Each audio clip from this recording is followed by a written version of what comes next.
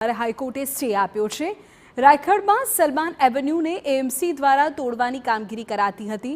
15 મીટરની મંજૂરી લઈ 22 મીટર બાંધકામ કરાતા ડિમોલિશન શરૂ થયું હતું।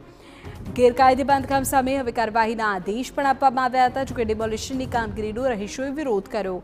કોંગ્રેસના ધારાસભ્ય ઇમરાન ખેડાવાલાએ પણ ડિમોલિશન પર સવાલ ઉઠાવ્યા હતા। એએમસીએ બિલ્ડિંગ બને તે પહેલા કાર્યવાહી કરવી જોઈએ તેમ ખેડાવાલાએ કહ્યું। अधिकारीओनी मिलीभगतना कारणे बिल्डिंग बनी जाए छे तेवुं पण તેમણે ઉમેર્યું હતું।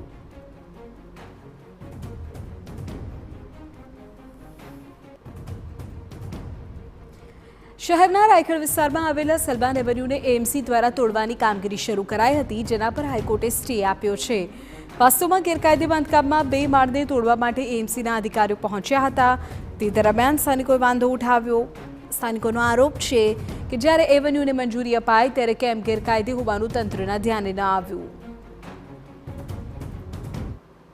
કાયદેસર હોય તો સરકાર લોન કેવી રીતે આપી? અમને લોન આપી એટલે જ કે તો કાયદેસર હશે તો જ અમને લોન આપી હશે ને।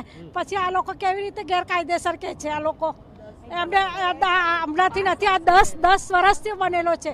કંઈ હમણાં હાલનો બનેલો હોય તો તમે લોકો કહો કે ગેરકાયદેસર છે। મારે મધરને ચેસ્ટ પેઇન થયું છે અને એમણે દવાખાના 108 જોડે મોકલ્યા છે। હવે આ લોકોએ નહીં, તંત્ર કંઈ જોતા જ નથી, કોઈ મરે જીવે એમને કોઈ ખ્યાલ જ નથી। હવે એમની તબિયત બહુ સિરિયસ છે। હવે અમે મારા ભાઈને બધા ત્યાં છે। હવે અમે અહીં ઊભા રહીએ, ત્યાં જઈએ, ઘર સંભાળીએ કે અમારી ફેમિલીને સંભાળીએ। દરમિયાન કોંગ્રેસના ધારાસભ્ય ઇમરાન ખેડાવાલાએ ઘટનાસ્થળે પહોંચી કામગીરી સામે સવાલો ઉઠાવ્યા। એએમસીએ બિલ્ડિંગ બને તે પહેલા કાર્યવાહી કરવી જોઈએ તેમ કહ્યું। તેમણે કહ્યું કે અધિકારીઓની મિલીભગતના કારણે બિલ્ડિંગ બનતી હોય છે। ઇમરાન ખેડાવાલા આપણી સાથે છે, જે સલમાન એવન્યુમાં અત્યારે ડિમોલિશનની કામગીરી ચાલી રહી છે એને લઈને તેઓ પણ અહીંયા આવ્યા છે। ઇમરાનભાઈ, એક તો તમારી જે વાત છે એ કોર્પોરેશન સાથે પણ ચાલી રહી છે, અહીંયા શું પરિસ્થિતિ છે? અહીંયા લોકો માંથી 1-2 પેશન્ટને પણ અત્યારે હોસ્પિટલ લઈ ગયા। સચિનભાઈ, અમદાવાદ મ્યુનિસિપલ કોર્પોરેશનના અંદર બાંધકામ ગેરકાયદેસર થાય બરાબર છે। ગેરકાયદેસર બાંધકામ તોડે એની ફેવરમાં છું। ગેરકાયદેસર બાંધકામ તોડી નાખવા જોઈએ। પરંતુ હું એ કહેવા માગું છું કે સલમાન એવેન્યુ છે, સલમાન એવેન્યુના અંદર જે છેલ્લા 2019થી અહીંયા લોકો રહે છે। 2 ફ્લોરનો ઇસ્યુ છે એમનો કે તમે એનઓસી જે લાવવાની હતી દિલ્હીથી, એ એનઓસી ખોટી લાવી છે। એના પર ઓલરેડી એફઆઈઆર દાખલ થઈ ગયેલી છે। 2 માળની જે ઇમ્પેક્ટ ફીની વાત છે કે ઇમ્પેક્ટ ફીના અંદર 2 માળ ઉપર કાયદેસર થઈ શકે એવી પરિસ્થિતિ છે। આ માટેનું અત્યારે હિયરિંગ ચાલુ છે કોર્ટના અંદર એસ્ટેટ વિભાગના અધિકારીઓ મધ્ય ઝોનના ત્યાં હાજર છે। અમારે એ જ વિનંતી છે કે તમે 2 કલાકનો સમય આપો। હવે અત્યારે મને જાણવા મળ્યું કે ઓનલાઈન બધું જોઈ રહ્યા છે કે ત્યાં જે અમદાવાદ મ્યુનિસિપલ કોર્પોરેશનનો જે વકીલ હોય એ પોતે ત્યાં પહોંચ્યો નથી। એટલે અમારા તરફથી આ લોકોના બિલ્ડિંગવાળા તરફથી ત્યાં ઓલરેડી ત્યાં પહોંચી એ લોકો વકીલ સાથે ઊભેલા છે, પરંતુ કોર્પોરેશનના વકીલ ન હોવાના કારણે અત્યારે હિયરિંગમાં થોડી તકલીફ થઈ રહી છે।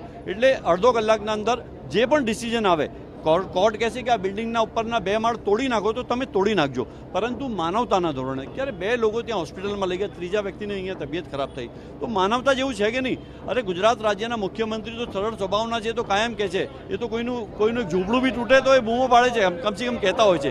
ત્યારે મારી એ વાત કે એક પેશન્ટ જો આપ અત્યારે અહીંયા લઈ જઈ રહ્યા છે, આ પેશન્ટ બીજા એમની દર્દીની તબિયત બગડી છે ને એમને હોસ્પિટલાઇઝ કરવામાં આવી રહ્યા છે। આ ત્રીજા વ્યક્તિ છે જેમને હોસ્પિટલમાં લઈ જવામાં આવી રહ્યા છે। ઇમરાનભાઈ, રજા ચિઠ્ઠીની વાત છે, રજા ચિઠ્ઠી આપવામાં આવી છે કે નથી આપવામાં આવી એ પછીનો વિષય છે, પણ જે અધિકારીઓ છે એમણે પણ અહીંયા સુપરવિઝન નહીં કર્યું એનો મતલબ એવો? ચોક્કસ મારી વાત સાંભળો। જ્યારે આ બિલ્ડિંગ બની ગયું એના પાસે એનઓસીનો ઇસ્યુ હતો। એનઓસીનો ઇસ્યુ કેમ છેલ્લા દિવસે તમને દેખાયો? પહેલા દિવસે તમને દેખાયો નહીં, ત્યારે તમે બિલ્ડિંગની મંજૂરી આપી, બિલ્ડિંગ બનાવવા માટેની તમે એને રજા ચિઠ્ઠી આપી છે, ત્યારે એના પેપર્સ તમે કેમ ચેક નહીં કર્યા? આ કયા અધિકારીના સમયમાં આ બિલ્ડિંગ પાસ થયું હતું? ત્યારે તમને લાસ્ટમાં ખબર પડી કે આ બિલ્ડિંગના ઉપર જે એનઓસી લાવ્યા છે એ ડુપ્લિકેટ છે। હવે ડુપ્લિકેટ એનઓસી તમે અત્યારે પકડી છે બરાબર, તો એ અધિકારીઓ પર બી એક્શન લેવાની જરૂર હતી, કેમ તમે એક્શન નહીં લીધા? તો ઇમરાન ખેડાવાલા જે કહી રહ્યા છે કે જે માનવતાની દ્રષ્ટિએ પણ કોર્પોરેશને વિચારવાની જરૂર છે। સાથે જ સાથે કોર્ટમાં કેસ પેન્ડિંગ છે અને એની હિયરિંગ જે છે એ ચાલે ત્યાં સુધી એટલીસ્ટ કામ રોકવામાં પણ આવે। કેમેરામેન તૌસીફ મલિક સાથે સચિન પાટીલ, TV9 અમદાવાદ। વડોદરામાં રણોલી જીઆઈડીસીમાંથી ગેસ